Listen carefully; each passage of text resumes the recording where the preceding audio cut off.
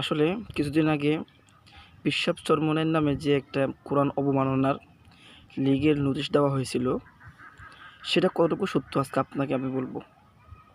সত্যি কথা বলতে কি জানেন, প্রথমে আমি এই কথাগুলো বলতেছি এই কারণে যে আলেম আলেমকে চিনে, জালেম কখনো আলেমকে চিনে না, একজন রিক্সাওয়ালা কখনো আলেমকে চিনে না, কারণ তার তো কোরআন এবং হাদিসের রিসার্চ তো নাই। সত্যিকারের রিসার্চ হচ্ছে আলেমদের মাধ্যমে। সে যে ধর্মেই হোক বা সে যেই কিছুরই হোক, তুমি একজন আলেমের ভুল ধরবা, সেটা হচ্ছে তোমার সে এলেম থাকতে হবে কোরআনের কিংবা হাদিসের।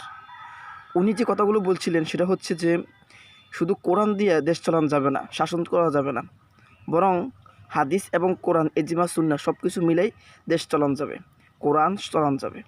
উনি কথাগুলো বলছেন এইভাবে, কিন্তু কিছু অসাধু মিডিয়া আছে, এদেরকে কী বলবো আল্লাহ পাকে জানে। হ্যাঁ, ইসলামকে নিয়ে এত খারাপ মন্তব্য করে আল্লাহ পাকে জানে। সে ওই যে কোরআনের কথাগুলো মানে রাইখে আর বাকিগুলো কাইটটা ব্যাস মিডিয়াতে ছাড়িয়ে দিছে। সত্যি কথা হচ্ছে মূলত এটাই। এই ব্যাপারে আমি ওনার ফুল বক্তব্য শুনছিলাম।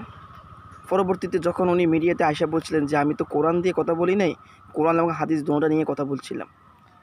উনি এখন আমাদের জমানার ভিতরে, এটা বাংলাদেশে আহলে কোরআন একটা গোষ্ঠী আছে, মানে একটা দল আছে, ওরা শুধু কোরআন মানে হাদিস মানে না, এদের বিরুদ্ধে কথাগুলো বলছিলেন। কিংবা আপনার ওই যে যারা হাদিস মানে কোরআন মানে না, কোরআন মানে হাদিস মানে না, এই সমস্ত লোকদেরকে নিয়ে উনি কথাবার্তা বলছিলেন। যে মিডিয়া কাজগুলো করছেন সে ভালো কাজ করেন নাই।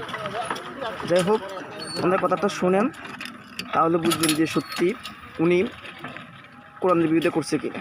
আর যে সারা জীবন কোরআন এবং হাদিসের পক্ষে নিজের জীবন দিয়ে দিছে, শুধু কোরআন এবং হাদিসের পক্ষে তিনি কথা বলছিলেন, সে চরমরায় ফিসাম নাই কোরআন বিরোধী কথাবার্তা বলে, নাউজুবিল্লাহ।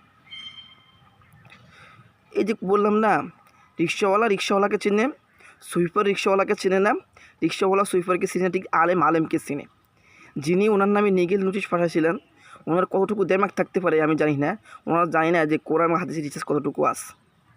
এটা হলো আমাদের বাংলাদেশ, আফসোস লাগে। তো যাই হোক, ওনার কথাটা শোনেন, খুব ভালো লাগবে ইনশাল্লাহ। আল্লাহ হাফিজ। আসসালামু আলাইকুম রহমতুল্লাহি ওয়া বারাকাতুহু।